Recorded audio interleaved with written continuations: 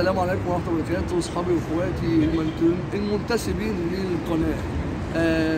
ده فخر ليا وشرف ليا اللي أنا بعمل لكم الفيديو ده عشان تنتسبوا للقناة عندي. وده يعني حاجة تفرحني وحاجة تبسطني.